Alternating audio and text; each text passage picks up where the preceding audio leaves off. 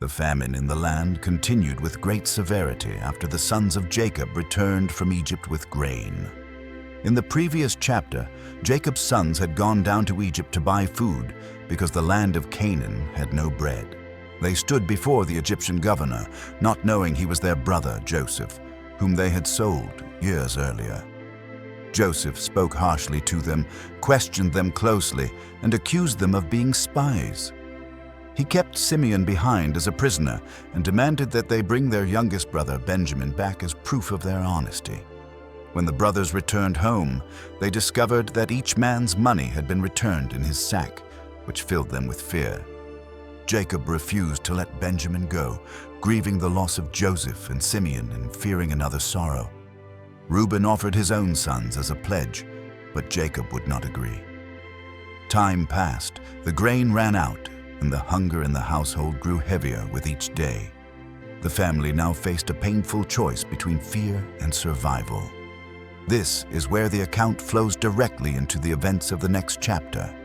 The famine was severe in the land, and the food they had brought from Egypt was eventually consumed. When all the grain was gone, Jacob spoke to his sons and told them to return to Egypt to buy a little more food. Judah answered his father carefully, reminding him of the strict warning they had received. He repeated the words of the ruler, who had clearly said they would not see his face again unless their youngest brother was with them. Judah explained that if Benjamin went with them, they could go down and buy food and live. He also made it clear that if Benjamin did not go, there was no point in returning because the man had spoken firmly. The weight of the situation pressed heavily on everyone in the room. Hunger left no room for delay, and silence filled the space as the truth settled in. Jacob listened, troubled in spirit and torn by fear. He questioned why they had told the man they had another brother at all. The sons explained that the ruler had asked many direct questions about their family, their father, and whether they had another brother. They said they could not have known he would demand to see Benjamin. The moment carried sorrow, tension, and helplessness all at once. Judah then stepped forward and spoke again to his father with steady resolve. He offered himself as a personal guarantee for Benjamin's safety, saying his own life would answer for the boy. He promised to bear the blame forever if Benjamin did not return safely. Judah explained that if they had not delayed, they could have already returned twice by now. His words carried urgency, responsibility, and a willingness to sacrifice. Jacob saw that there was no other path forward. The household could not survive without food, and the ruler's command could not be ignored. With a heavy heart, Jacob finally agreed. He instructed his sons to take gifts with them to Egypt.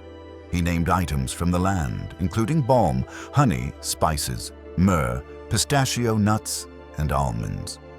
He also told them to take double the money, both to repay what had been returned and to buy more grain. Jacob placed Benjamin in their care and sent them off with a prayerful hope. He spoke of God Almighty granting them mercy before the man. He expressed hope that Simeon and Benjamin would be returned. With sorrowful acceptance, he said that if he were to be bereaved, then he would be bereaved. The men took the gifts, the double money, and Benjamin, and they set out for Egypt. When they arrived, they stood before Joseph once again. Joseph saw Benjamin with them and immediately spoke to the steward of his house. He instructed the steward to bring the men into his house and to prepare a meal, for they would dine with him at noon. The steward did exactly as Joseph commanded and led the men into Joseph's house. When the brothers realized where they were being taken, fear gripped their hearts. They assumed they were being brought there because of the money that had been returned in their sacks earlier. They imagined they would be accused, attacked, and taken as slaves, along with their donkeys. Their thoughts raced ahead to disaster, and anxiety overwhelmed them, yet they continued forward, unable to turn back. The house of the governor stood before them as a place of mystery and dread. Before entering the house, the brothers spoke to the steward at the doorway. They explained carefully how they had come the first time to buy food and later discovered their money returned in their sacks. They assured him they had brought that money back along with additional money to buy more food.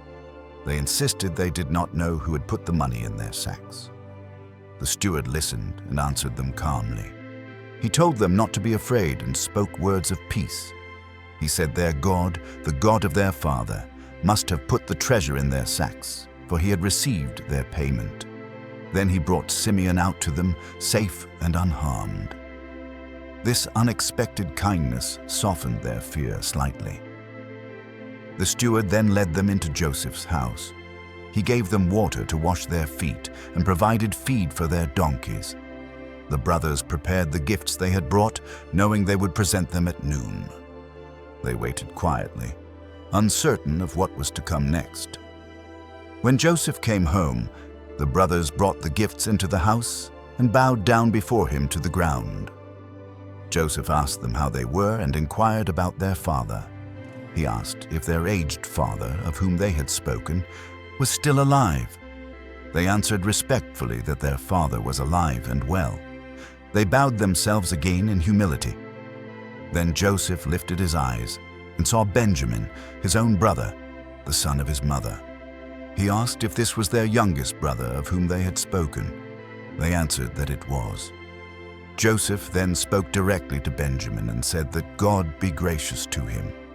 At that moment, Joseph's emotions overwhelmed him.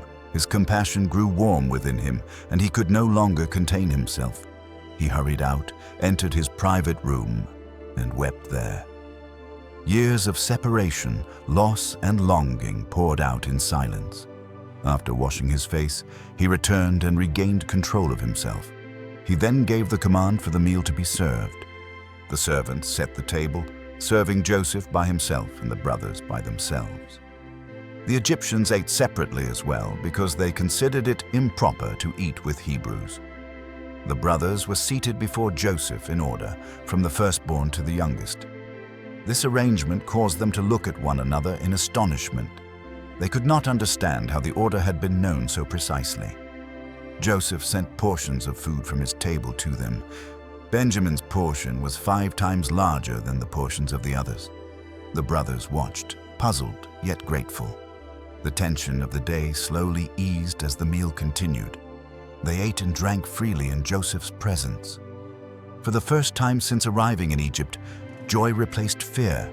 Laughter and warmth filled the room, though many questions remained unanswered. The moment passed with a sense of peace that felt unfamiliar, yet welcome. This marks the end of Genesis chapter 43. But what will happen when the journey home begins and a final test awaits them? The answer unfolds in the next chapter. Since we have listened to the word, let us have this prayer. Almighty God, we thank you for the faith you give in times of hunger, fear, and uncertainty. You see families when they are divided and hearts when they are heavy, and you guide each step with unseen care. We thank you for mercy that meets us along the way and for provision that arrives at the right moment. Grant us peace as we reflect on what we have heard. Help us to trust you even when the path forward feels painful or unclear. Keep us under your gracious hand and lead us safely through every season. Amen. If this narration blessed you, please comment Amen as a sign of love for God's Word. Remember to like and subscribe for more Bible narrations. May the grace and peace of our Lord Jesus Christ be with you always.